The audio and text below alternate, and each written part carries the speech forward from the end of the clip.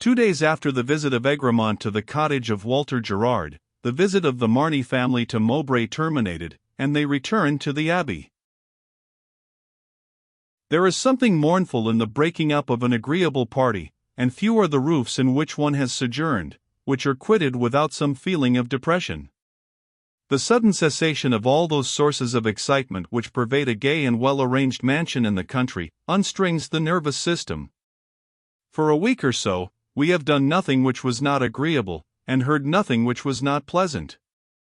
Our self-love has been respected, there has been a total cessation of petty cares, all the enjoyment of an establishment without any of its solicitude. We have beheld civilization only in its favored aspect, and tasted only the sunny side of the fruit. Sometimes there are associations with our visit of a still sweeter and softer character, but on these we need not dwell, glances that cannot be forgotten, and tones that linger in the ear, sentiment that subdues the soul, and flirtation that agitates the fancy. No matter, whatever may be the cause, one too often drives away from a country house, rather hipped. The specific would be immediately to drive to another, and it is a favorite remedy. But sometimes it is not in our power. Sometimes, for instance, we must return to our household gods in the shape of a nursery, and though this was not the form assumed by the Penates of Lord Marny, his presence, the presence of an individual so important and so indefatigable, was still required. His lordship had passed his time at Mowbray to his satisfaction. He had had his own way in everything. His selfishness had not received a single shock. He had lain down the law and it had not been questioned. He had dogmatized and impugned, and his assertions had passed current, and his doctrines been accepted as orthodox. Lord Mowbray suited him, he liked the consideration of so great a personage. Lord Marny also really liked pomp, a curious table and a luxurious life, but he liked them under any roof rather than his own. Not that he was what is commonly called a screw, that is to say he was not a mere screw, but he was acute and malicious, sought everybody's worth and position at a glance, could not bear to expend his choice wines and costly viands on hangers-on and toad-eaters, though at the same time no man encouraged and required hangers-on and toad-eaters more. Lord Marny had all the petty social vices, and none of those petty social weaknesses which soften their harshness or their hideousness. To receive a prince of the blood or a great peer he would spare nothing. Had he to fulfill any of the public duties of his station, his performance would baffle criticism. But he enjoyed making the Vicar of Marny or Captain Grouse drink some claret that was on the wane, or praise a bottle of Burgundy that he knew was pricked. Little things affect little minds. Lord Marny rose in no very good humor. He was kept at the station, which aggravated his spleen. During his journey on the railroad he spoke little, and though he more than once labored to get up a controversy he was unable, for Lady Marny, who rather dreaded her dull home, and was not yet in a tone of mind that could hail the presence of the little Poinsett as full compensation for the brilliant circle of Mowbray, replied in amiable monosyllables, and Egremont himself in austere ones, for he was musing over Sybil Gerard and 1,000 things as wild and sweet. Everything went wrong this day. Even Captain Grouse was not at the Abbey to welcome them back. He was playing in a cricket match, Marny against Marham. Nothing else would have induced him to be absent. So it happened that the three fellow travellers had to dine together, utterly weary of themselves and of each other. Captain Grouse was never more wanted. He would have amused Lord Marny, relieved his wife and brother, reported all that had been said and done in their neighbourhood during their absence, introduced a new tone, and effected a happy diversion. Leaving Mowbray, detained at the station, Grouse away, some disagreeable letters, or letters which an ill-humoured man chooses to esteem disagreeable, seemed to announce a climax. Lord Marny ordered the dinner to be served in the small dining-room, which was contiguous to a saloon in which Lady Marny, when they were alone, generally passed the evening. The dinner was silent and sombre. Happily it was also short. Lord Marny tasted several dishes, ate of none, found fault with his own claret, though the butler had given him a choice bottle, praised Lord Mowbray's, wondered where he got it, all the wines at Mowbray were good, then for the 20th time wondered what could have induced Grouse to fix the cricket match the day he returned home, though he chose to forget that he had never communicated to Grouse even the probable day on which he might be expected. As for Egremont, it must be admitted that he was scarcely in a more contented mood than his brother, though he had not such insufficient cause for his dark humours. In quitting Mowbray, he had quitted something else than merely an agreeable circle. Enough had happened in that visit to stir up the deep recesses of his heart, and to prompt him to investigate in an unusual spirit the cause and attributes of his position. He had found a letter on his return to the Abbey, not calculated to dispel these somewhat morbid feelings, a letter from his agent, urging the settlement of his election accounts, the primary cause of his visit to his brother. Lady Marney left the dining room. The brothers were alone. Lord Marney filled a bumper, which he drank off rapidly, pushed the bottle to his brother, and then said again, "What a cursed bore it is that Grouse is not here." "Well, I cannot say, George, that I particularly miss the presence of Captain Grouse," said his brother. Lord Marney looked at Egremont pugnaciously, and then observed, "Grouse is a capital fellow. One is never dull when Grouse is here." "Well, for my part," said Egremont, "I do not much admire that amusement which is dependent on the efforts of hangers-on." "Grouse is no more a hanger-on than anyone else," said Lord Marney, rather fiercely. "Perhaps not," said Egremont quietly. "I am no judge of such sort of people." "I should like to know what you are a judge of, certainly not of making yourself agreeable to young ladies. Arabella, cannot he particularly charmed with the result of your visit to Mowbray? As far as Lady Joan is concerned, Arabella's most intimate friend by the by. If for no other reason, you ought to have paid her more attention." "I cannot pay attention unless I am attracted," said Egremont. "I have not the ever-ready talent of your friend, Captain Grouse." "I do not know what you mean by my friend Captain Grouse. Captain Grouse is no more my friend than your friend. One must have people about the house to do 1,000 things which one cannot do oneself, and which one cannot trust to servants, and Grouse does all this capitally." "Exactly, he is just what I said, a capital hanger-on if you like, but still a hanger-on." "Well, and what then? Suppose he is a hanger-on, may I not have hangers-on as well as any other man?" "Of course you may, but I am not bound to regret their absence." "Who said you were? But I will regret their absence, if I choose. And I regret the absence of Grouse, regret it very much, and if he did happen to be inextricably engaged in this unfortunate match, I say, and you may contradict me if you please, that he ought to have taken care that Slimsy dined here, to tell me all that had happened." "I am very glad he omitted to do so," said Egremont. "I prefer Grouse to Slimsy." "I dare say you do," said Lord Marney, filling his glass and looking very black. "You would like, I have no doubt, to see a fine gentleman saint, like your friend Mr. Saintless, at Marney, preaching in cottages, filling the people with discontent, lecturing me about low wages, soliciting plots of grounds for new churches, and inveigling Arabella into subscriptions to painted windows." "I certainly should like to see a man like Aubrey Saintless at Marney," said Egremont quietly, but rather doggedly. "And if he were here, I would soon see who should be master," said Lord Marney. "I would not succumb like Mowbray. One might as well have a Jesuit in the house at once." "I dare say Saintless would care very little about entering your house," said Egremont. "I know it was with great reluctance that he ever came to Mowbray Castle." "I dare say, very great reluctance indeed. And very reluctant he was, I make no doubt, to sit next to Lady Maud. I wonder he does not fly higher, and preach to Lady Joan, but she is too sensible a woman for such fanatical tricks. Saintless thinks it his duty to enter all societies. That is the reason why he goes to Mowbray Castle, as well as to the squalid courts and cellars of the town. He takes care that those who are clad in purple and fine linen shall know the state of their neighbors. They cannot at least plead ignorance for the non-fulfillment of their duty. Before Saintless's time, the family at Mowbray Castle might as well have not existed, as far as benefiting their miserable vicinage. It would be well perhaps for other districts not less wretched, and for other families as high and favored as the Mowbrays, if there were a Mr. Saintless on the spot instead of a Mr. Slimsy. I suppose that is meant for a cut, said Lord Marney, but I wish the people were as well off in every part of the country as they are on my estate.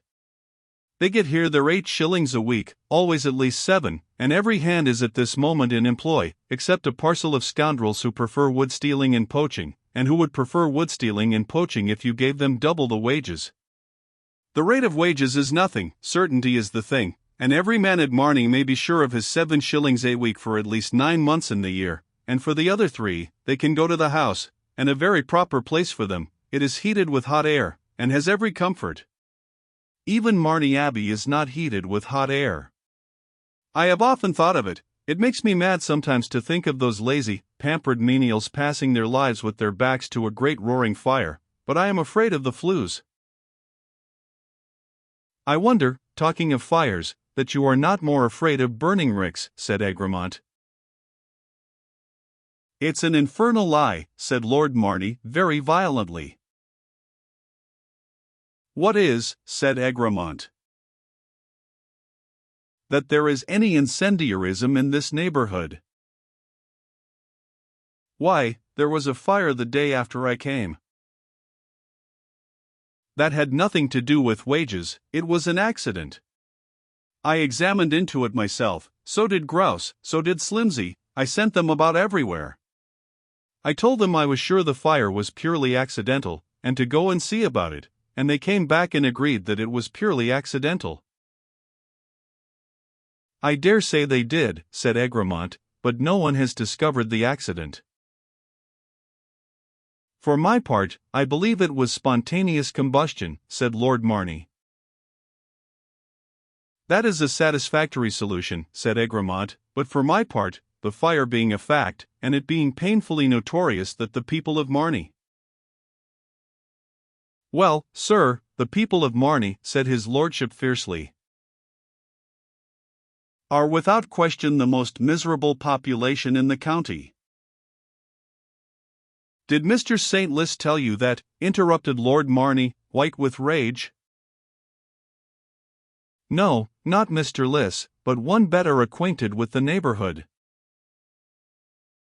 I'll know your informant's name, said Lord Marney with energy. My informant was a woman, said Egremont. Lady Maud, I suppose, second-hand from Mr. Saintless. And the informant was a woman, and one of the people, said Egremont. Some poachers drab. I don't care what women say, high or low, they always exaggerate.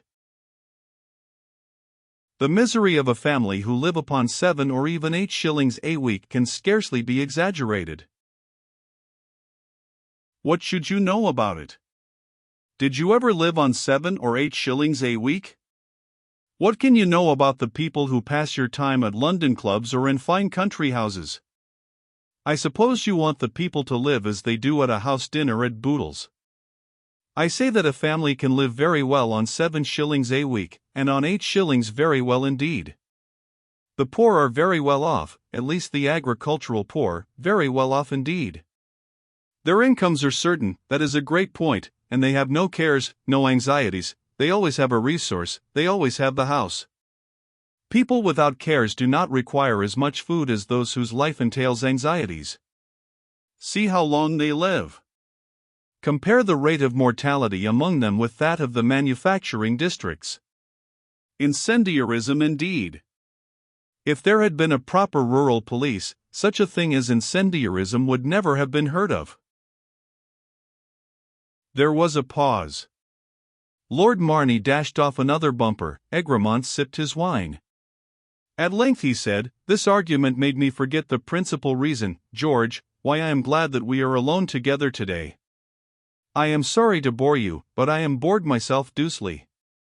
I find a letter from my agent. These election accounts must be settled."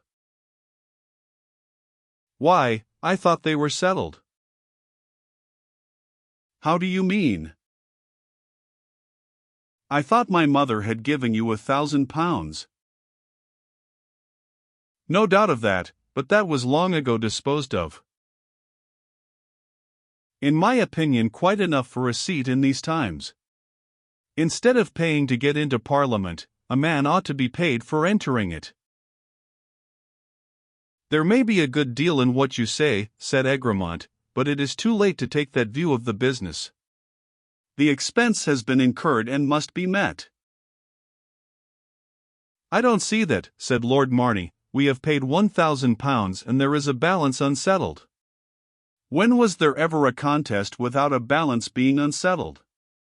I remember hearing my father often say that when he stood for this county, our grandfather paid more than £100,000, and yet I know to this day there are accounts unsettled. Regularly every year I receive anonymous letters threatening me with fearful punishment if I don't pay £150 for a breakfast at the Jolly Tinkers. You jest, the matter indeed requires a serious vein. I wish these accounts to be settled at once. And I should like to know where the funds are to come from. I have none. The quantity of barns I am building now is something tremendous. Then this rage for draining, it would dry up any purse. What think you of 2 million tiles this year? And rents, to keep up which we are making these awful sacrifices, they are merely nominal, or soon will be. They never will be satisfied till they have touched the land. That is clear to me. I am prepared for a reduction of 25%, if the corn laws are touched, it can't be less than that. My mother ought to take it into consideration and reduce her jointure accordingly. But I dare say she will not. People are so selfish, particularly as she has given you this £1,000, which in fact after all comes out of my pocket. All this you have said to me before. What does it mean? I fought this battle at the instigation of the family, from no feeling of my own. You are the head of the family and you were consulted on the step. Unless I had concluded that it was with your sanction, I certainly should not have made my appearance on the hustings. I am very glad you did though, said Lord Marney. Parliament is a great point for our class, in these days especially, more even than in the old time. I was truly rejoiced at your success, and it mortified the Whigs about us most confoundedly. Some people thought there was only one family in the world to have their Richmond or their Malton. Getting you in for the old borough was really a coup. Well now, to retain our interest, said Egremont, quick payment of our expenses is the most efficient way, believe me.